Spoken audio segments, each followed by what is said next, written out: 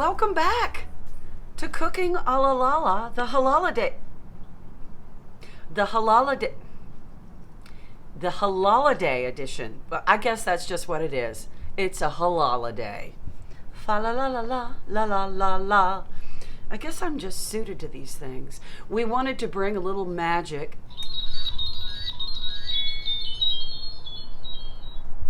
into your homes and into your kitchens during these wonderful halalays. We have some magical appetizers and some magical cocktails that we're going to prepare. I'm glad that you're here. I hope you enjoy the show. And I want to bring some more magic into your lives.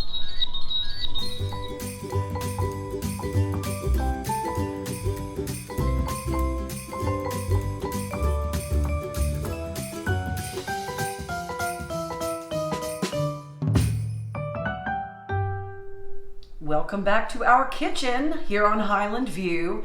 It has been a long time since we taped the last episode of Cooking a la Lala, season 1. That was in late June. So much has happened. The campaign, the election, baseball season finally got going, college football, my husband had a birthday. I had a birthday. There was Thanksgiving. We planted our winter garden. Anyway, the last thing we did, if you can remember, is we canned tomatoes. I thought I would show you one of my favorite things to do with canned tomatoes, home canned tomatoes, garden tomatoes, so that you can have a little bit of the taste of the garden in the dark of winter, okay? So what we're gonna do is we've got these beautiful tomatoes. We've got some garlic here, fresh garlic. Y'all remember how much I love some garlic, but I'm gonna give this a rough chop as we do. And then I'm just gonna put a little olive oil in a saucepan and add these tomatoes after the garlic has gotten golden brown. And we're just gonna heat this up and make a nice, lovely tomato garlic sauce that we will put some feta cheese in. You could put mozzarella, anyhow, or goat cheese of any kind. That's what we're gonna do to start the holiday edition of Cooking fa la la la la la la la la. Welcome back to Tom's signature shot. I think his skills as a cinematographer / cameraman continue to improve. Don't you think? Oh, over here, honey. I went ahead and chopped up a couple of more cloves because that's the way I like it, but put as much as you want, as little as you want. I like a little heat. I like to feel it in the morning. Okay, so we're gonna let this brown, golden brown, not brown brown. If it gets too brown, it gets bitter. Anyhow, okay, so we've got some nice golden garlic, and in go the beautiful tomatoes. I like to have texture in my food, unless it's like a flan. I don't want that to be textured. That'd be smooth and velvety. But this is a ricer. And what you could do, instead of putting your tomatoes directly in there, if you wanted it to be smoother, you could run them through here. Even on a very tiny, would be very, very, I think you would call that a pomodoro. But anyhow, I like to have this kind of texture. We're just gonna cook this down until all the flavors marry, and we will taste it and make sure it is delicious. And I've got some basil here we're gonna do.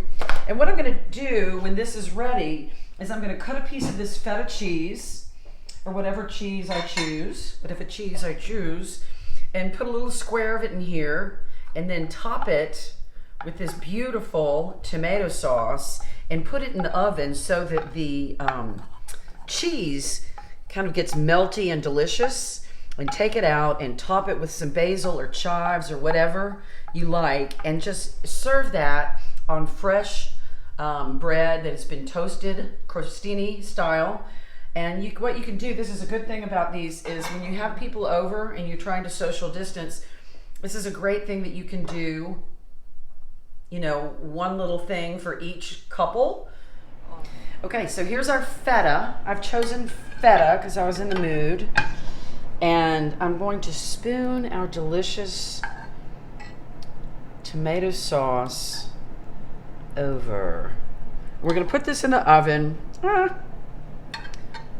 for a hot minute. I would say about 15-20 minutes, and let that cheese get soft and warm.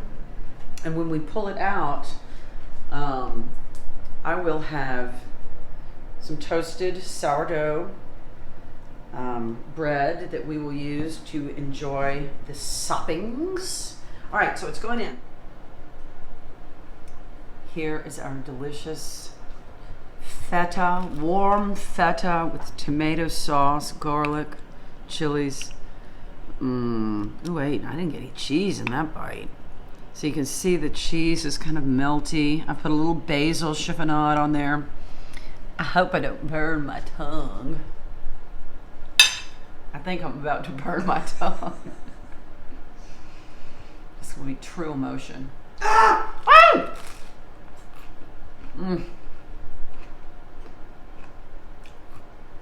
It's so good. It's so good. We put the seeds of these tomatoes into little pots to grow in December of last year. They turned into tomatoes that we harvested. And look at how soft and melty this cheese is. A little bit of summer, a little bit of dairy, a little bit more summer, and it looks a little bit like Christmas, which is everybody's favorite holiday. Cocktails. Christmas starts with C, and so does cocktail. Delicious. Okay, I am not a big cocktail drinker, as you know from all the other episodes that preceded this one, but occasionally a cocktail appeals to me. And one of my favorite cocktails, and it's very trendy now. Actually, it's probably not even trendy anymore, but it was trendy about 5 years ago. And I tasted it first at a Float Away Cafe. A friend of mine worked there, and he brought over a complimentary tray of Moscow Mules, which is what we're going to make tonight. But we are going to do a little tasting of ginger beers, which is one of the main ingredients in the Moscow Mule. The other ingredients in the cocktail are fresh lime juice, vodka. All right, let's taste the Lala. Tasty. You know, some things are so good without vodka or anything else in them. Why mess it up? I think that about fresh orange juice and a screwdriver. Give me the fresh orange juice. Fever Tree. Oh, Fever Tree. It's a little sweeter. You can get this at Publix and Whole Foods. Okay, and here's Blenheim's. This is a ginger ale. It's made in South Carolina. They have regular and they have hot. This is a regular, but the hot one really kind of blows the roof off the top of your head. That's tasty, but these two, actually that's really good. Any of these are going to be good. I'm going to go with this one, the Lala. Okay, there we have our ingredients. This is the winner. Lala, vodka, lime juice. Let's make a cocktail. So what we're going to do is 1.5 ounces of vodka. This is per serving. Okay, so this is a 1 ounce here. Oh no, that's 2 ounces. Is this 2 ounces? So I'm just gonna do not all the way to the top. Oops, it's all the way to the top. Well, that's gonna be my husband's drink. And then we have 3 ounces of our ginger beer, Lala. Okay, 2. And there's all that. And then we have 1/2 ounce of lime juice, fresh squeezed. Don't get the stuff that comes in a little plastic lime. So here's our Moscow Mule. Honey, do you want to taste it, or do you want me to taste it? Hope I don't get drunk. I'm working. That's right. I'm not. I'm playing. I'm a player. Oh, it's so good. It's so fresh. And I think what recommends this, the lime is so prominent and the ginger is prominent, you don't really even taste the vodka. I'm just kidding. It's a really good drink. Cheers. Southern style boiled custard. Or sometimes you'll hear boil custard. Or as some old person in my family called it, biled custard.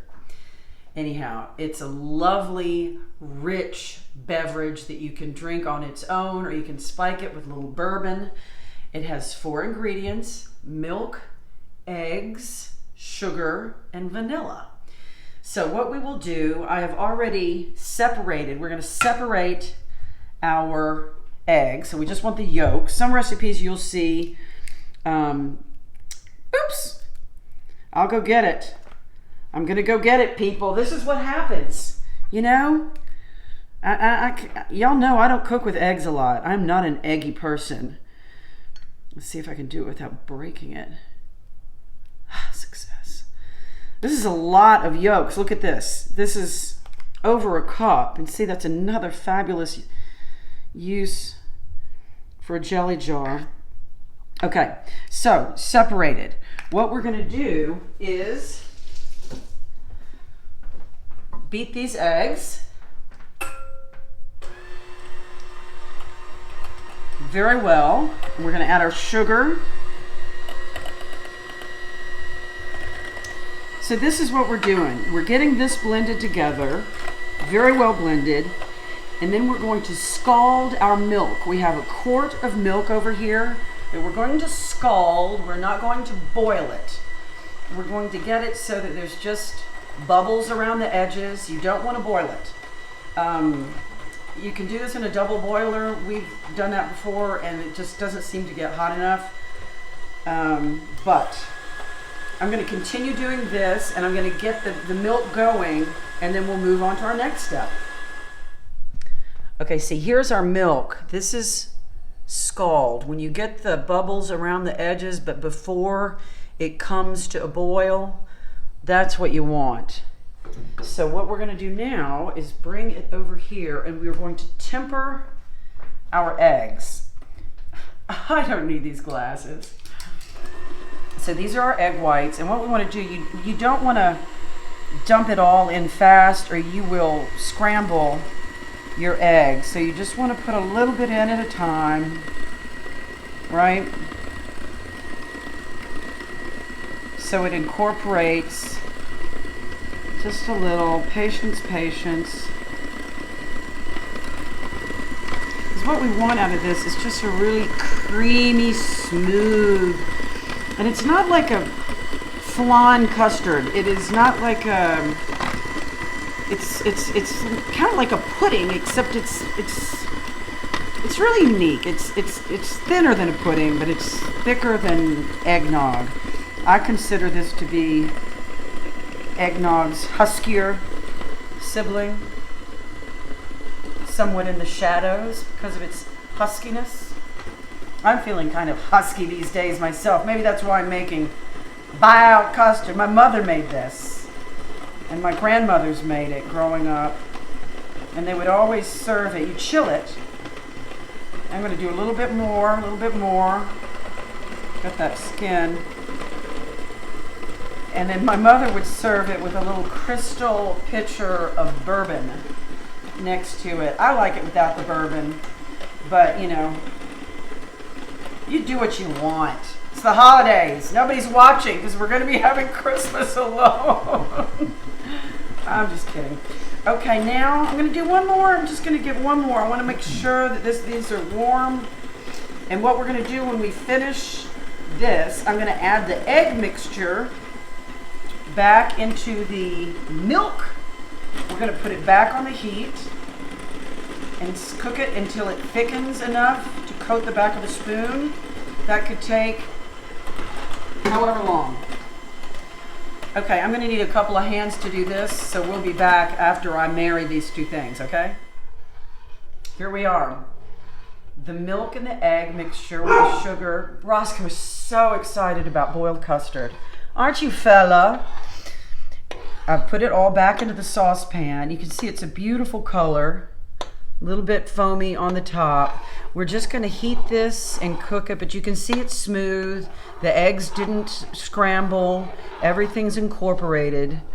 And we're just going to slowly heat this until it gets thick enough, thicker than this. Okay, so it is thickened up. It's thicker than milk, but it's still not as thick as it's going to be. A sign is that if you see it's coating the spoon. What glasses?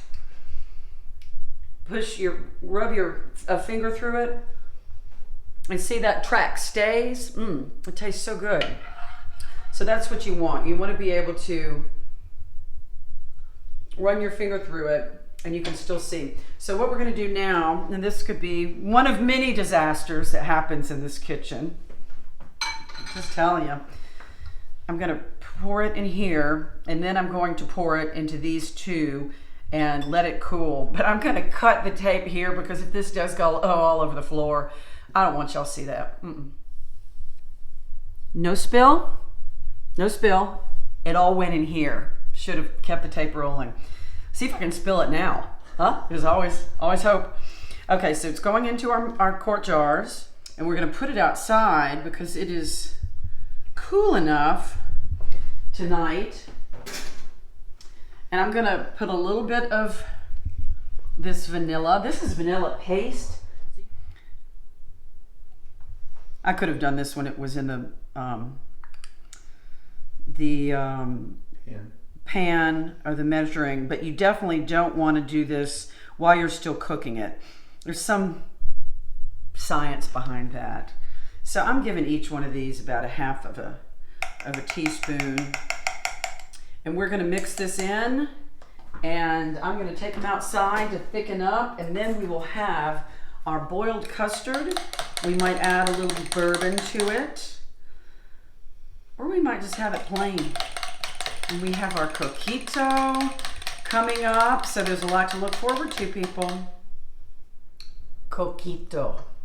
This is a lovely drink. It is the Puerto Rican eggnog. And I learned about this from my dear friend Denise Arribas, who for Christmas one year gave me a bottle of her coquito, which was so delicious. It's so delicious. It's got coconut milk and coconut cream, evaporated milk, condensed milk, rum, some of the warm spices, cinnamon, nutmeg, vanilla. There's two different camps. Some camps say you have to have egg, and I think that Denise would be in that camp. I'm kind of not an egg person, so I'm going to make this without the egg. But if you want to do egg, you can add a couple of egg yolks to your concoction. All right, so here we have our ingredients. That is sweetened condensed milk. There are other brands. This is one brand, Magnolia. This is Eagle brand. I just opened this one because, I don't know, I thought it was pretty. And here is our coconut milk. Here is our evaporated milk. And this is our coconut cream. And you can see here, it's, especially at cooler temperatures, it kind of gets congealed at the top. So what I'm gonna do so that this is smooth, see there's that's great, but we want this to all be smooth and creamy. So I'm just going to give this a whirl in the Romeo blender. Do y'all remember Romeo from season 1? I had a horrible situation with my previous blender. Anyhow, okay, I'm going to get this loosened up, and when we come back, we're just going to mix this all together. And there's our drink. It's very easy and it's so delicious. So we'll be back after the noise stops. Here is our coconut cream. Look how smooth and luscious this is. So yeah, if you open your can of coconut cream and it's kind of separated, go ahead and put it in the blender. I guess you could use your hand mixer if you wanted to, but I just knew this would get the job done and get it done well. And then here is our, ooh, it's so slow, delicious, sweet, condensed milk. And we're just gonna put this in this bowl and whisk it, whisk it, whisk it. If you have a big enough blender, you could do the whole thing in the blender, but I wanted to give it some of my own personal love. And there you go. We want a cup of this. Okay, I'm gonna get this over here. So we're gonna mix this really well. Add our vanilla, pure vanilla. Don't get any of that imitation. A teaspoon. I like to eyeball things. And then have some cinnamon, half a teaspoon. I don't have my tools. Half a teaspoon, and then we'll grate some fresh nutmeg on top. And again, fresh nutmeg. This is what makes it taste so good, is fresh, not pre-ground. I mean, if you want to use pre-ground, I just think if you don't have a little nutmeg grater, get one, because it's so delicious. And just about a quarter teaspoon. And then when you serve it, you can serve it in a sweet looking little glass with a cinnamon stick in there. Just make sure your guests don't eat the cinnamon stick. All right, and then here comes the rum. Half cup. Although half a cup seems kind of light for this much. It's in a whole cup. No, but we'll taste it. We might choose to add more. Let's see. All right, I'm gonna give it a taste. I'm gonna get our little tasting spoon here. But you wanna have this chilled. I would not serve it directly like this. We'll chill it, but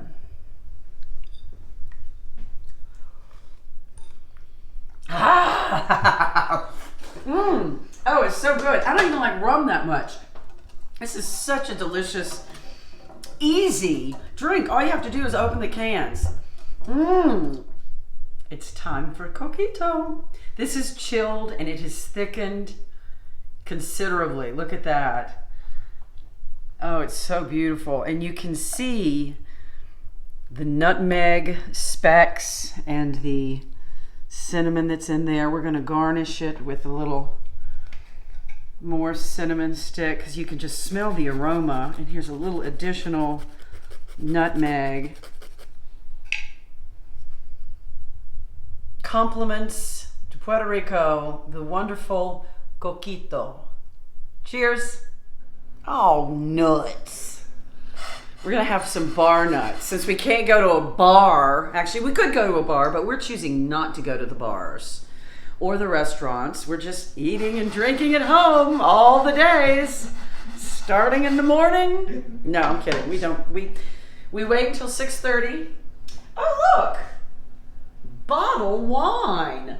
Who knew? After that horrible head injury I suffered at the hands of Boda Box in the last episode of season 1, I've decided to branch out and try something else. And anyway, so we're gonna have some spiced nuts. These are mixed nuts, premium mixed nuts. No peanuts in there, I don't think. I certainly hope not.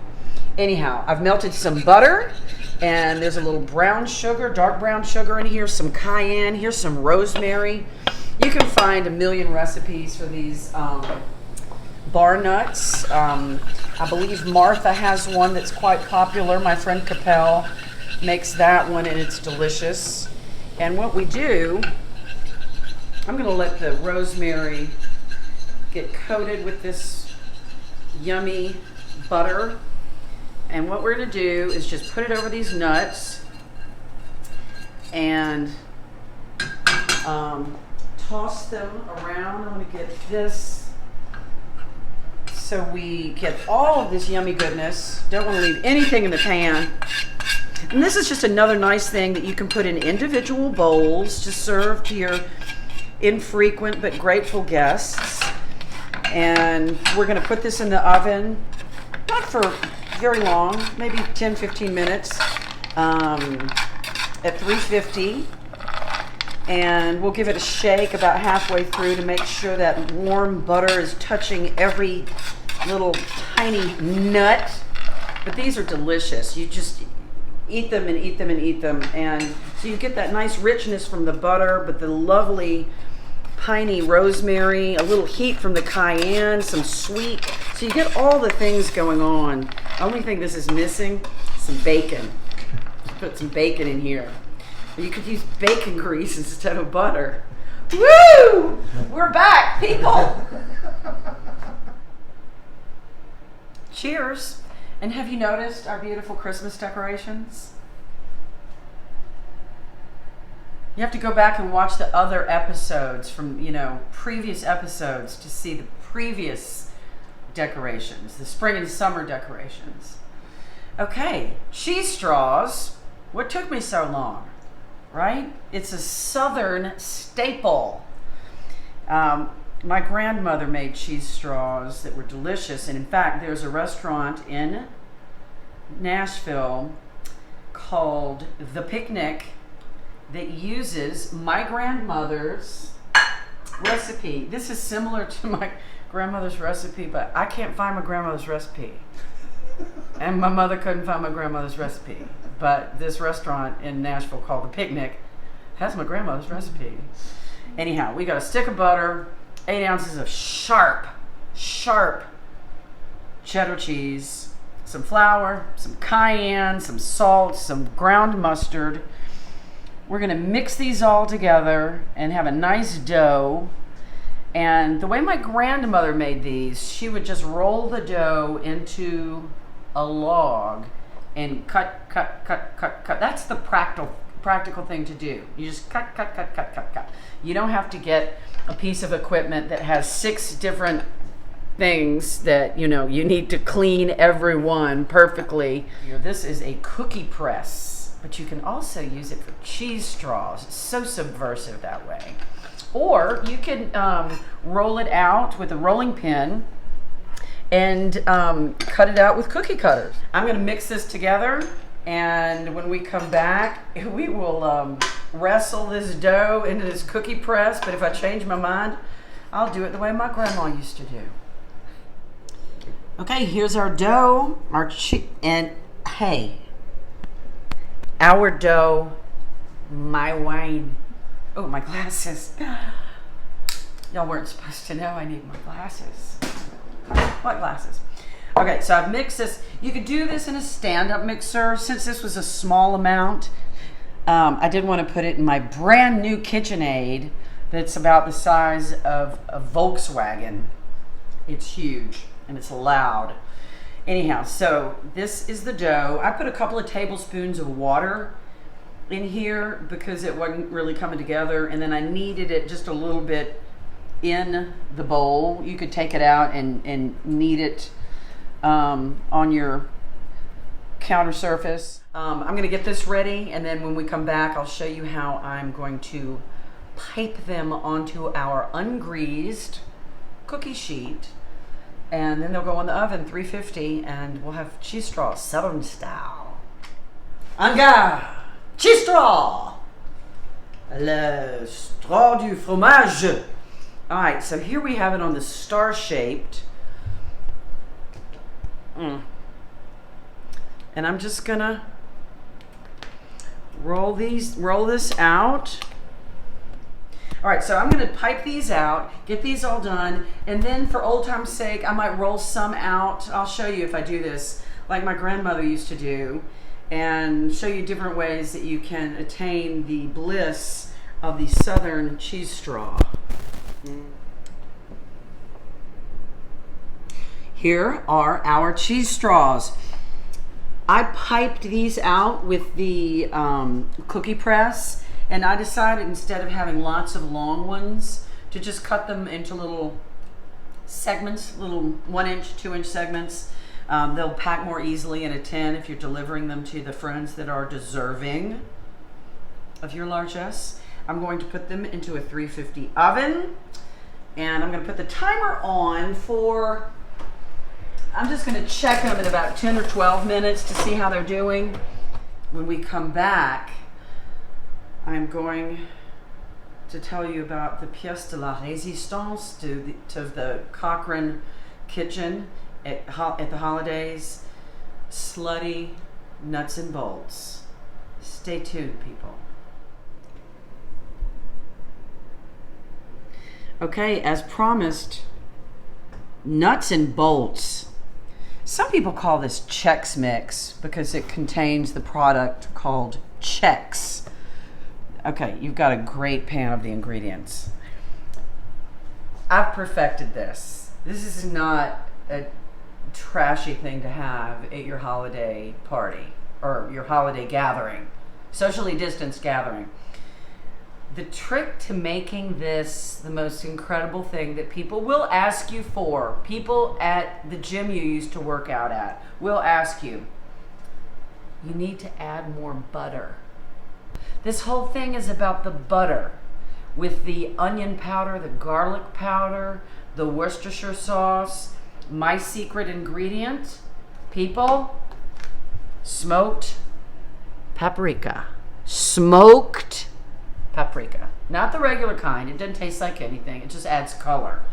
Okay, so what we're going to do to make this an exceptional batch of nuts and bolts is to double the butter, basically, and double the cayenne and add some smoked paprika. So here we have our Chex, okay? Corn Chex, rice Chex, and the bolt. No, the nut. Which one is this, honey? It's the nut. This is the nut. Okay, so put them in a big honking roasting pan. Great pecans, just tons of stuff. Get it all in there. All right.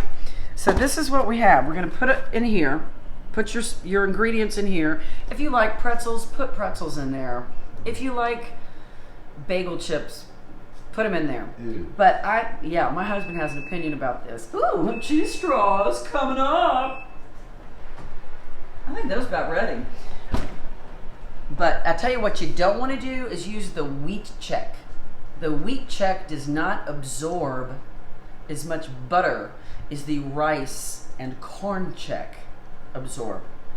All right, we'll move to the stovetop in a moment, but I wanted to show you the great ingredients for nuts and bolts.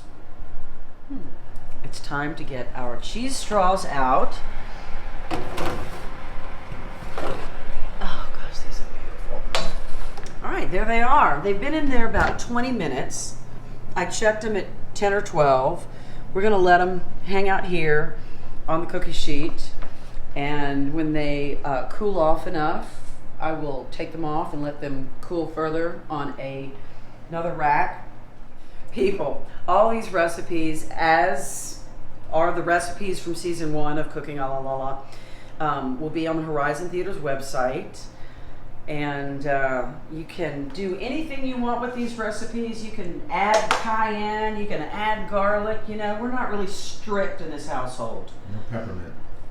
No peppermint?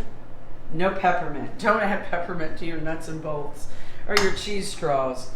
But hey, look, while we're here and the camera's rolling, we're gonna add our onion powder, garlic powder, cayenne, smoked paprika, Lowry's salt. It's on the back of the box, people. But you've just got to add more of everything. Otherwise, it's boring. If you follow the recipe, it's just, to me, it doesn't taste like anything. You need more garlic powder. You need more onion powder. You need more. You don't want to have too much salt. That's the one thing.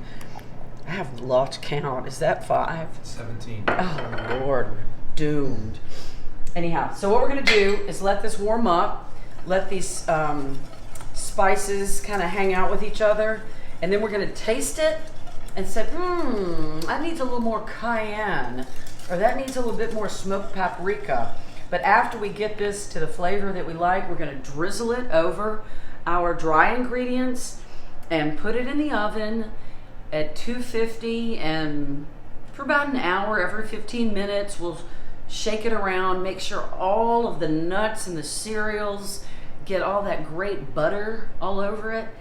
And again, a thought. Honey, what could you replace the butter with? Ghee. Or Bacon fat. yes. See, we're back. Okay, So you can see these really don't need much coaxing, but look at you've got the crusty golden bottom. Ooh, I touched it, have to eat it. These are so good. I have to tell you, it's a little bit of work putting them through the cookie press. These are gonna be just as delicious if you roll them into a log.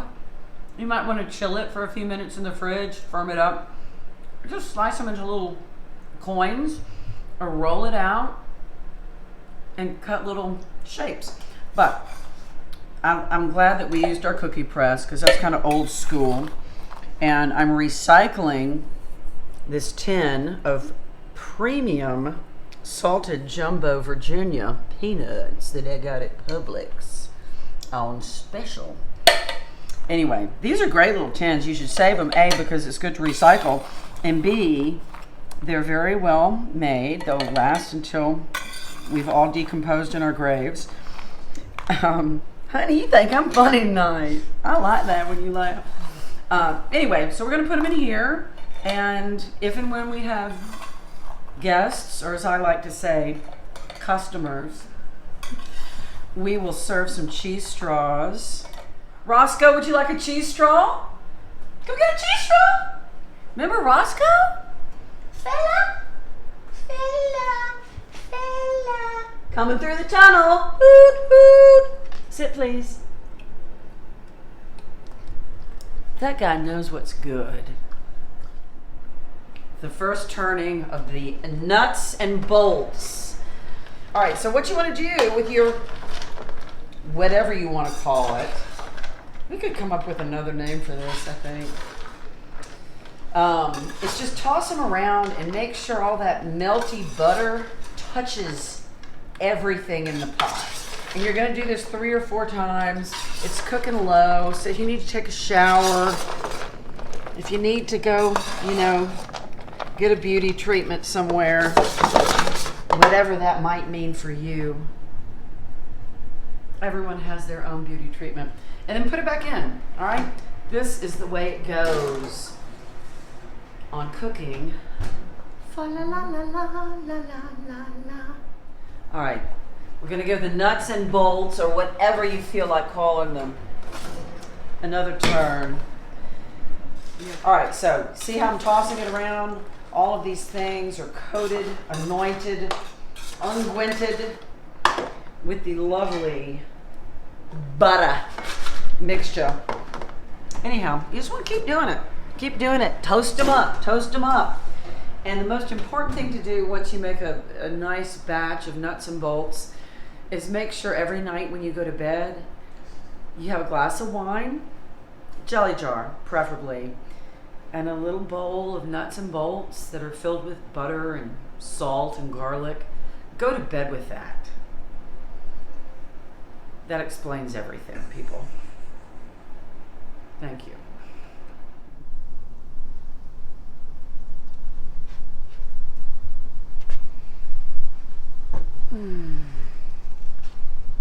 Oh, it's such a good night. Such good cocktails and such good appetizers and snacks. Good night.